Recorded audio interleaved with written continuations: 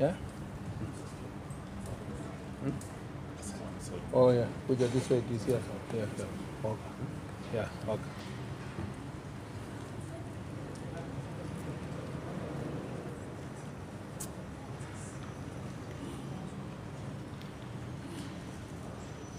Let me know when you are ready.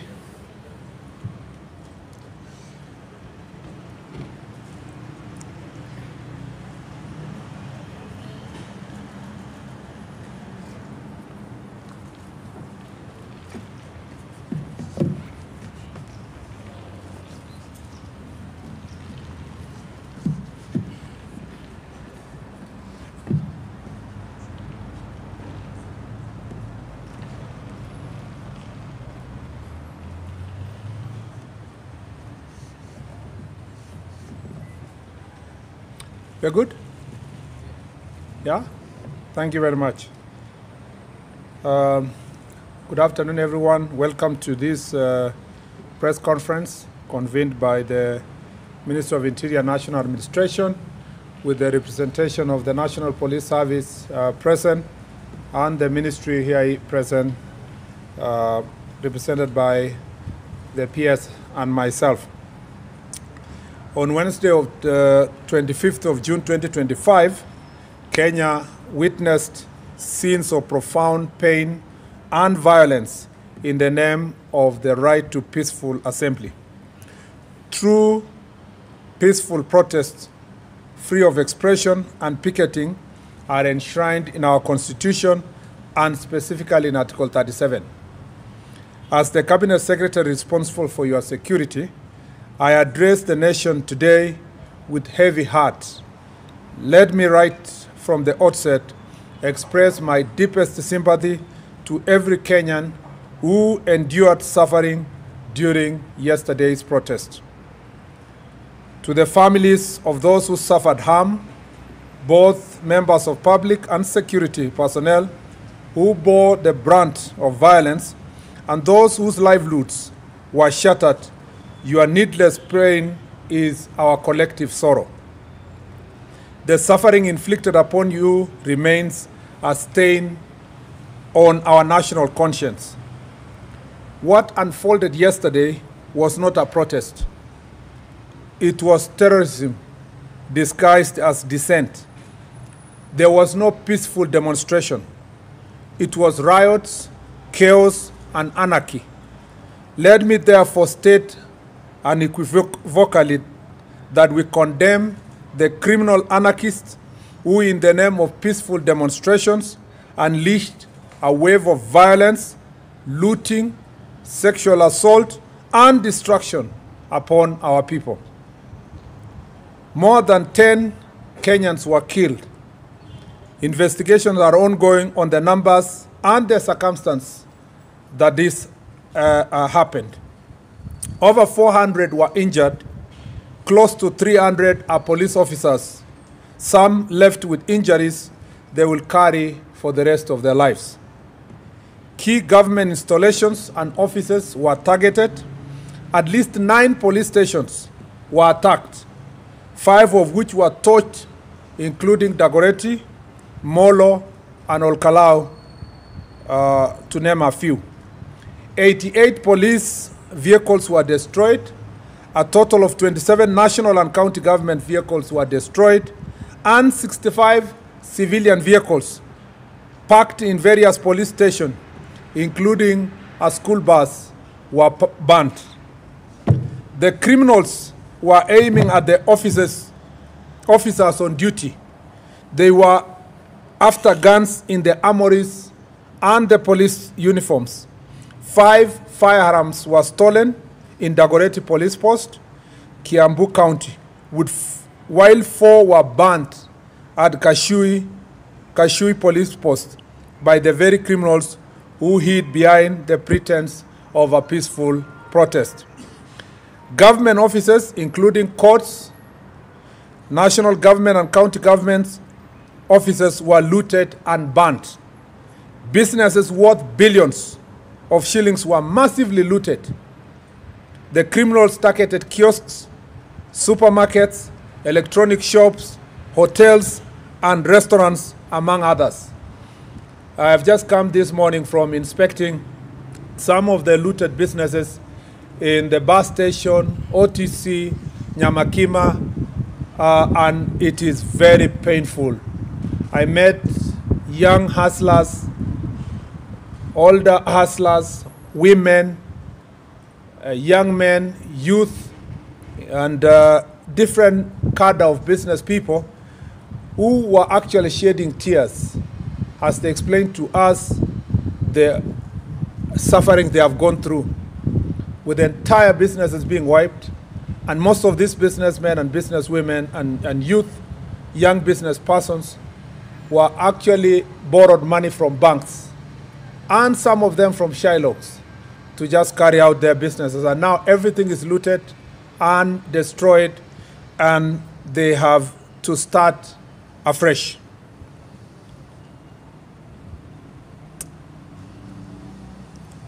I need to note also that just like government infrastructure, business and residential premises were burnt, including the one owned by Catholic Church in Embu County. Critical infrastructure such as roads, railway, electricity, and water infrastructure were vandalized. Also of great concern to us, and as though it's pointed to the motive of the protests, is that the organizers targeted the homes and businesses of elected leaders who support government, including the homes and the business of the National Assembly Majority Leader Kimani Ichung'wah, Molo MP Kimani Kuria, Mathira Member of Parliament Eric Wamumbi, Kieni Member of Parliament whose home and supermarket was also targeted, Njoroge Wainaina, MP of Mbeere, whose business premises and home was also targeted, Engineer Bernard Muriuki, and Laikipia East MP Mwangi Kiunjuri, among others, including a number of MCAs. This was not just violence. It was an orchestrated campaign of terror, an assault on our people, our constitution, our institutions, our values, and the very soul of this republic. What was billed as a peaceful protest was in truth a calculated disguise, a coordinated descent into chaos masked as civic expression. Beneath the banner of democratic rights, we witnessed a well-orchestrated campaign of political violence. What happened was not spontaneous. It was not random. It was deliberate, it was coordinated, it was funded, and it was premeditated and politically instigated. The mobilized protesters, especially along Kiambu and Thika Road, were chanting it's time to take out power and occupy State House. The massive looting had a clear motive: to cause fear and target properties of politicians and civilians allied to government and innocent civilians who were just going about their business. The orchestrators of the violence went back to their safety of their homes. Some did not even reach town. They were just in their homes in the leafy suburbs of Nairobi and watched the goons and criminals terrorize innocent civilians. Is this a scenario which a section of church and foreign diplomats wanted and controlled? Is this the precursor to the recently promised Christmas party?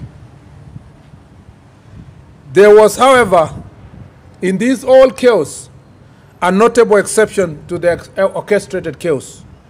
There was a peaceful protesting in Mombasa County. The protesters followed a defined route and followed a specified timeline and were accompanied by law enforcement officers. This is what was envisaged in Article 37 of our Constitution. The Inspector General of Police, through the Directorate of Criminal Investigations, is carrying out investigations to apprehend and bring to justice the organizers and financiers and of this well-orchestrated campaign of violence.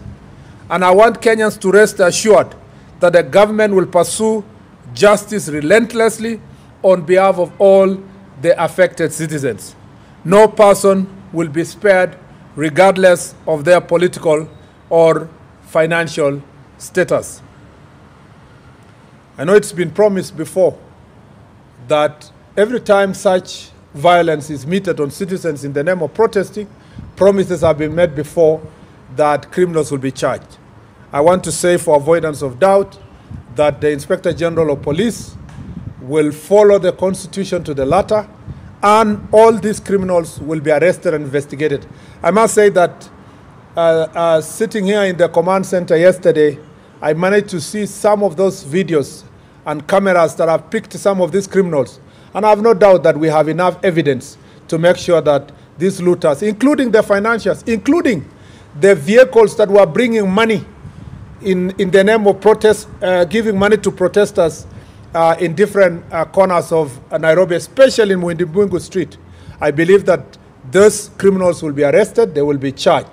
Those who stole guns from Dagoretti police station, and those who torched police stations and people's houses, people's businesses, looted them, we are going to have to do a very massive mop up so that we can be able to arrest them.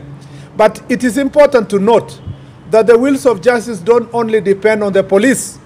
It's also important for us to appreciate that the judiciary have a very important responsibility to protect the citizens of this republic.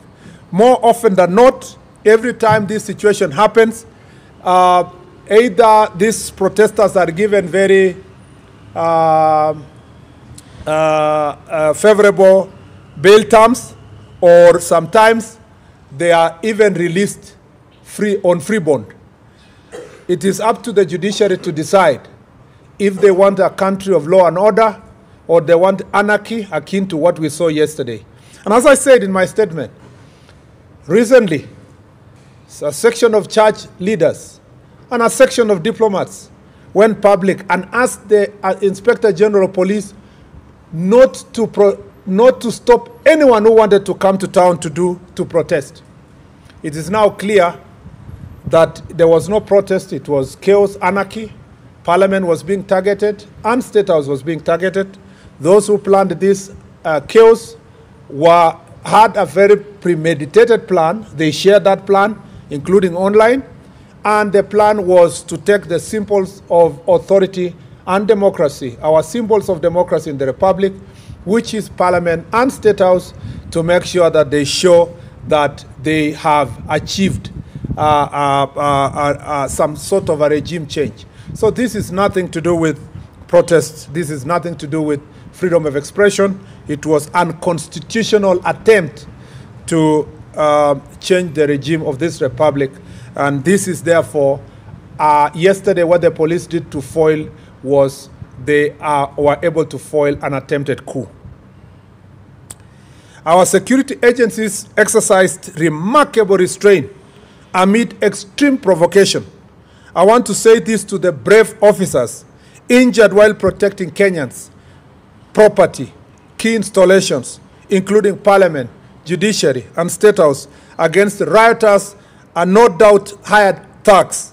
We feel your pain and sacrifice that embody the truest expression of patriotism.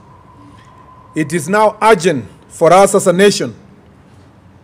I just wanted to say before I read my last paragraph that I know that no church member, and I repeat, there will be no bishop, neither Catholic nor Anglican or any other church leader who will come public to defend the police. I know that for sure. Nobody will speak about how the police were attacked, injured, and suffered immense pain as a result of the various. Nobody will do so. I also know that no diplomat will come to public to defend our police because it is not in their interest for Kenya to be a safe nation and to be a prospering country with full democracy. All those people would prefer anarchy, chaos, at the expense of peace. And since there is no one who is going to defend our police officers, I want to speak authoritatively here. I thank you our police officer for a job well done against the extreme provocation. And some police stations were attacked by thugs, and their mission was just to get the guns and police uniform. And I can see some of these boys on TikTok. They are wearing police uniform, calling themselves sergeants, and that they have taken over power. Make no mistake, we will come for you, and we will come hard. It doesn't matter the noisemakers, doesn't matter those who are calling us names. I will defend the police officers, or all the police officers who did a very good job yesterday. You have my full support, 100%. Even if you need a lawyer or you need anything, you have my back, and you have the back of this ministry, and I have your back actually, and I have your back, and the ministry has your back, and the government has your back. If you are a police officer and you are being threatened with some character saying that you committed any excesses, there is no police officer who committed any excess yesterday. Police officers foiled a coup, and they deserve our defense. They don't carry guns as toys. When you threaten a police officer, you want to kill them. When you target an armory in a police station, when you steal guns, when you ban guns, when you ban a police station, you want us to celebrate you and bring you a birthday cake.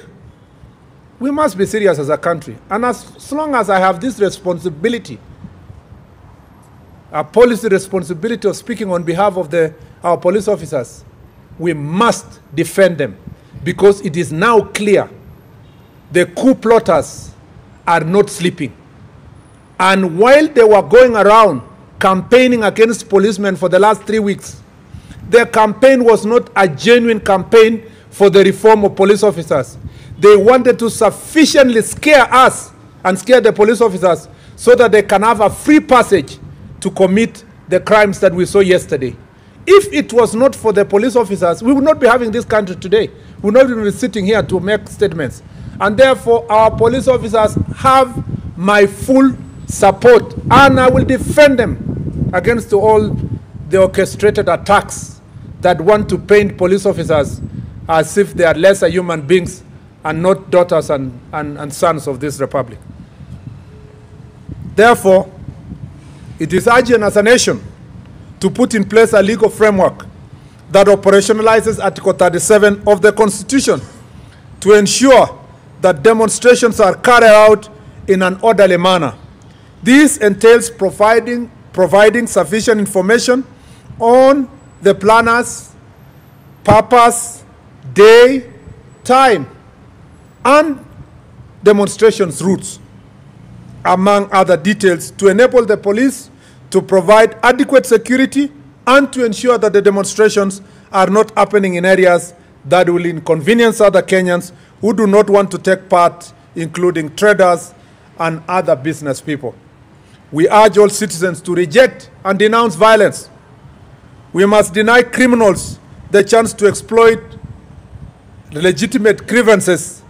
We welcome dialogue with all stakeholders, including the youth, grassroots voices, traders and business leaders, civil society, and other religious groups to address systemic issues that affect Kenya.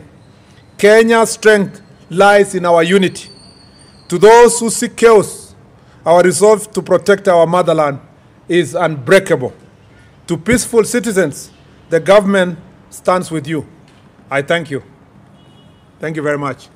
I will take perhaps 3 questions. You introduce yourself, your name, and the station. Let me move 1, 2, and the third. 1, 2, 3. Proceed. Thank you very much, Waziri. My name is Emmanuel Tom from Citizen TV. Just 2 questions. One, you mentioned that this was politically instigated. Do you have names that you're working with? Do you have the names that you think are the sponsors? And number 2, for the families that were affected, those who lost millions of shillings, are you going to compensate them? Is the government going to do something to help them come back again? Okay.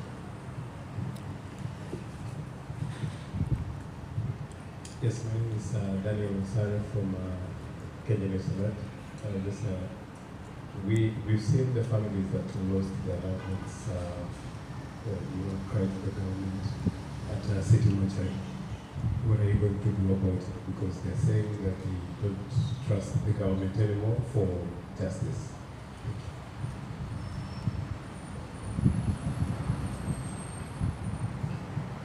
Good afternoon, my name is Ian Keitani from K24. I have two questions. One, we saw situations, for example, in Eldoret where police officers allegedly were escorting goons who were attacking those who were protesting. And number two, just to emphasize on what was said, you mentioned coup plotters that were, those were the exact words. Will you probably give us names? Thank you.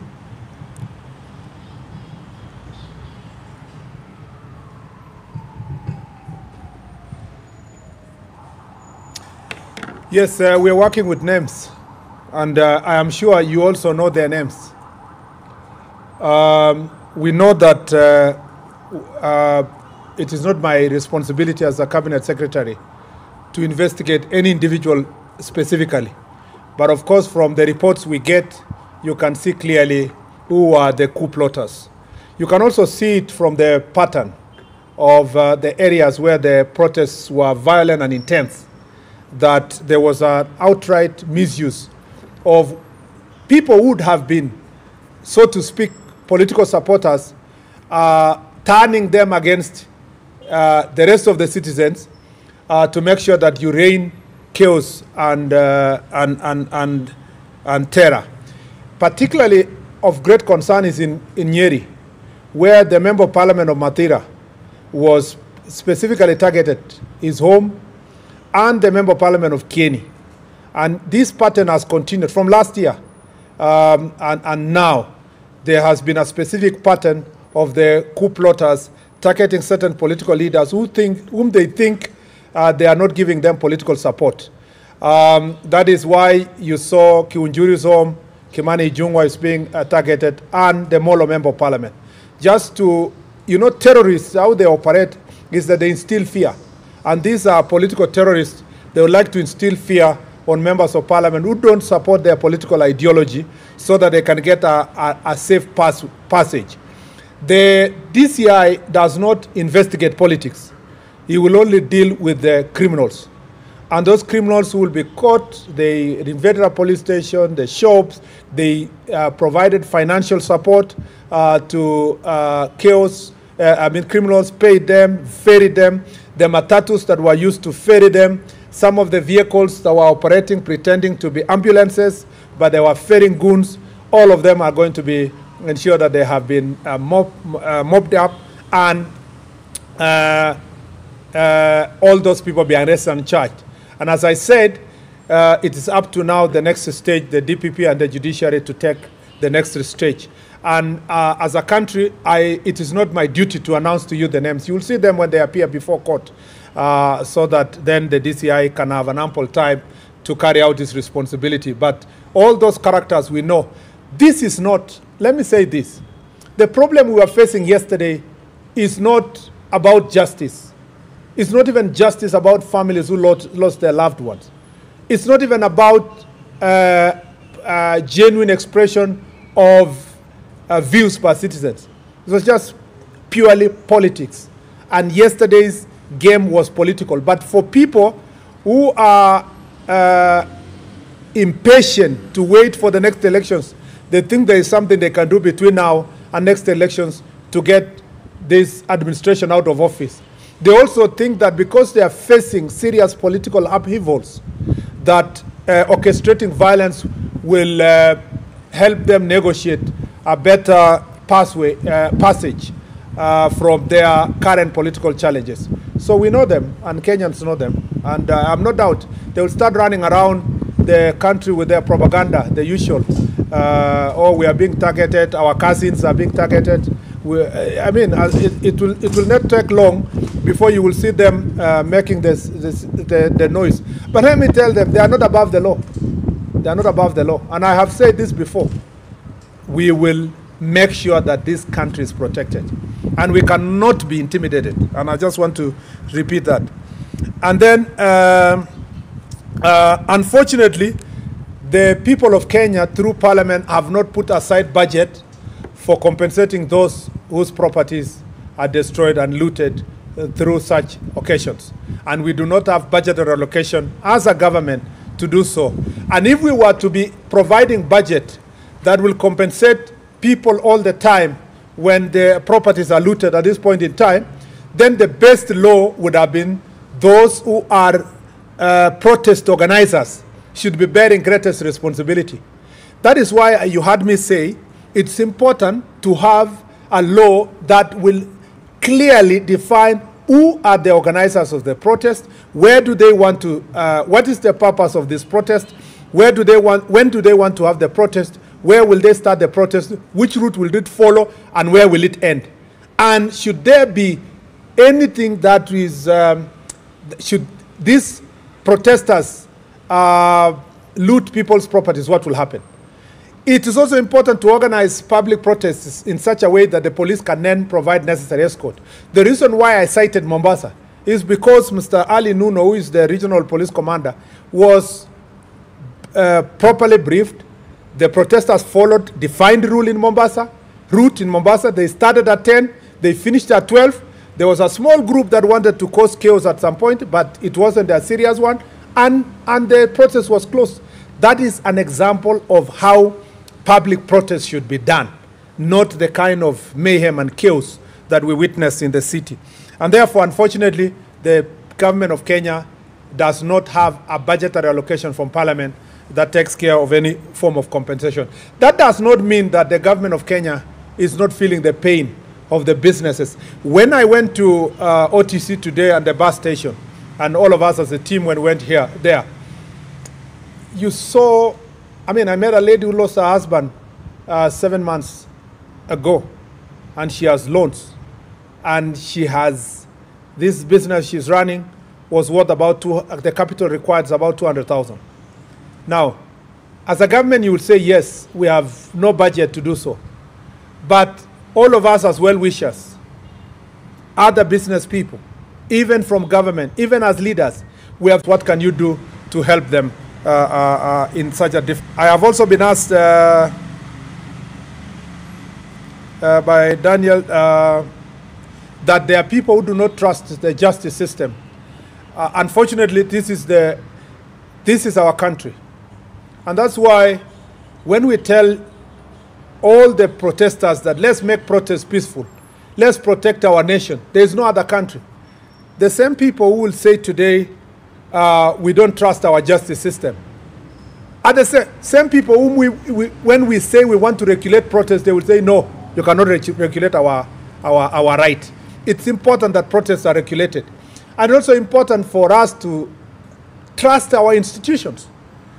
The DCI and the police here have done a fantastic job to unearth so many cases in the country. We have the capacity and the human resource to make sure that we investigate and arrest people. And that's why I'm saying we have arrested already some who were arrested yesterday.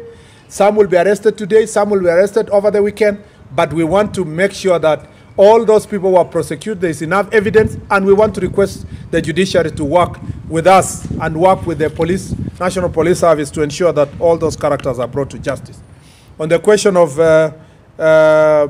some people being escorted by the police who are goons, we will be happy to receive also reports from citizens to record statements so that if there will be such incidences where there was infraction on any part of government officer, of course it will be investigated in the right manner. But by and large, yesterday was a great success in terms of the police work, even though the destruction that went all the way to almost midnight.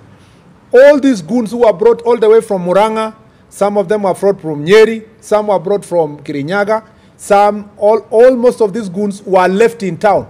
Some were left in Thika Road. And so as they were going back home, they caused immense havoc last night in Thika town, looting people's businesses, mugging people, robbing people in Thika town.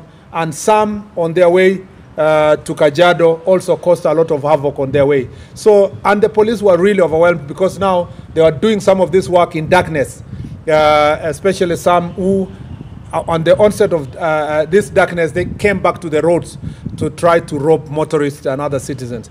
It has not been easy when such number of goons and criminals and thieves and thugs and robbers are concentrated in one area, collected by these politicians.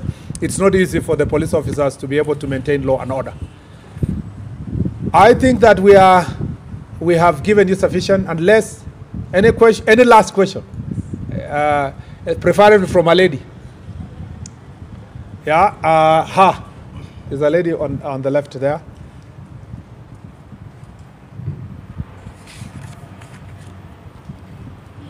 Good afternoon, Honorable CS. Good afternoon. My question would be from the Communications Authority about media houses broadcasting live protests.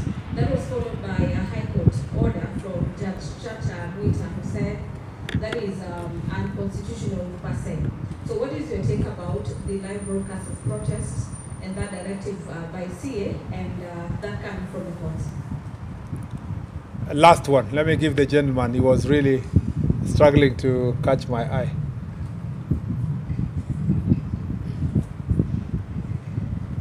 Good afternoon. My name is Craig Kavani from the Standard Video. My question is simple. What is your message to the people who lost their loved ones during yesterday? Thank you. Because you are the last one, let me just give you. Yeah. Thank you. My name is Mike from TV47. I just have one question. Perhaps how many police officers were injured yesterday? And do you think there is a ploy to attack police officers during these protests? Since Kenyans have been furious about police officers in the recent past, are they safe during these protests? Thank you. Thank you very much. First, let me, on the communication, on the live broadcasting. There is nothing wrong with live broadcast per se, because we also, our media enjoys freedom. We have the freedom of media in this country. The biggest problem with live broadcasting, having watched a number of them, media stations yesterday, is the idea that media becomes the center of mobilization for some of these protesters. In fact, most of the media houses are working very hard during the onset of protest, telling people, oh yeah, wengine wamekuja, sasa tayari ndio hawa. They interviewing people in the street and tell them, what do you tell those who are still at home? You see, they are participating, directly in mobilizing people to come. But what was even of greater concern to me is some of the media stations whose their job was directing the protesters. And they are saying, oh, now they are in Thika Road. As soon as they converge with the ones in Kiambu Road, the possibility is that they will pass through Museum and State House will be very near. You see, that is really very irresponsible journalism. Of course, the gentleman from Standard knows that Standard now has stopped being a newspaper. The headlines for the last 2 months or 3 months have always been about security and insulting people without resorting at one instance to ask for feedback from anybody, not even any person. Now they have these interesting headlines that pass judgment on the Inspector General of Police, the Minister, the President. Of course, the President lives on their headline. I understand the desire and the tough economic times for newspapers to sell. But that cannot happen at the expense of our country. And this is really of great concern to me, that the media houses were expected to have self-regulation. Apart from, at the end of the day, even the media houses are doing business in Kenya. If this country bans, just because you wanted to sell newspapers, you wanted to do media engagement, it's a loss to everybody. And more importantly, let me say this, that it is unfortunate that political actors are relying on media. It's not becoming independent enough to give both sides of the story. For example, you will hear that yesterday's report is reported as the protesters have arrived somewhere and they are looting. And you are still saying the protesters have looted shops. The protesters have done this, and you can see they are criminals. Meaning that the characterization of also the criminals, we are not taking the greatest responsibility as citizens. You've watched international media, except of course when they are reporting from Africa, and Nairobi especially, that they are very careful. When they are reporting about Israel, about America, about UK, they are very careful about their own countries. But when they come to our country, report it as it is. And some of the reporters are so happy, they think they have achieved because they are being cheered in Western countries. They think it's very nice to come and report about your country negatively. This is the issue. That is the question we should be asking ourselves. The question of closing or not closing depends on the circumstance. You have to weigh between national interest and also the individual interests of media houses. The national interest at any given time will be weighed. And if it's necessary to close a media house so that you can serve the nation, of course you do it. You know that media played a critical role in 2007, 2008 post-election violence, and that some media houses were indicted for the role they played. We are not going to wait until they are indicted. We have to take precautionary measures to ensure that we protect the country. And that is important, that we do so. Unfortunately, I don't want to discuss about Justice Mwita, because when the chips are down, when the courts in Kikuyu were banned, a court order is not there to save the courts. When 2007 and 2008 violence happened, nobody looked for the Chief Justice that you swore in the president. It is the people who held offices like mine who are held responsible. So it's my duty first to take care of my country. It is easy. I can suffer a court order. I can pay for a court order or so forth, but I cannot pay for people's lives when they die. And I cannot return back the nation when it becomes a pariah state taken over by hooligans and gangs. So I would rather appear before a judge in a still working country and explain why I made a particular decision than to doubt myself and say, I cannot make this decision, and then tomorrow there is no country. There is even no judge to explain to.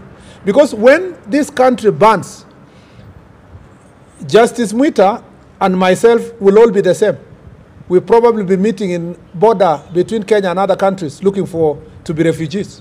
And I don't want that situation. I want first to protect the country, then the judge can pontificate with very beautiful statements when there is a peaceful nation. The other issue is the question of how many police officers were injured.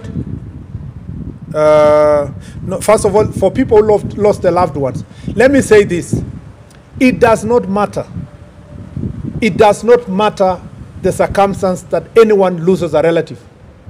Even if your relative was a robber, even if your relative was attacked, it's still painful.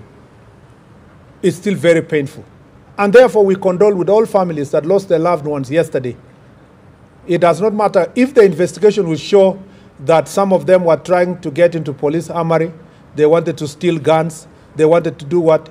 It is not their families that wanted to do so. Therefore, their families and their loved ones still feel the pain that everybody feels when you lose your loved one. And therefore, we want to say, we send our condolences to their families, and we want to say that we feel your pain. It's painful to lose a loved one, and we'll do everything, especially in cases where persons were innocent, to ensure that necessary investigations are done and justice is served in every situation. How many police officers were injured? There are 300 police officers who were injured, and about 100 civilians. So total of 400 people were injured. And it is true that from yesterday's protest, there is a particular pattern, and again in particular constituencies where police stations are being targeted. And I suspect the banning of police stations was supposed to help the coup plotters make a statement that there is no country and that there is no authority. So that is why you see they want the guns and they want police uniform. And they want to show that the uniform is degraded so that there is no authority in the country. That is the entire mission. of what happened yesterday.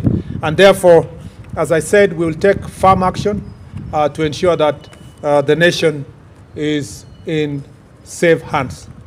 And I think with all those many remarks, unless IG, you just want to say one word? Yeah, just say one word, yeah. Thank you very much, Waziri. Maybe let me start by saying that I also join my Waziri in condoling with the families that lost their loved ones yesterday, during yesterday's fracas. And number two, I want to say that we appreciate our brave police officers who did a sterling job yesterday by ensuring our country remained secure, despite the many challenges that were there. I also want to wish them a quick recovery. There are over 300 police officers who are also injured, who got injuries yesterday, life-threatening injuries. I want to wish them well, and also state very, very clearly that we stand with them, we support them, and we appreciate the work that the men and women in uniform do. And finally, to the criminals who are involved in causing mayhem to our country, we are coming for you, and you must have your day in the court so that you can be able to answer to your criminal activities. Thank you very much. Thank you.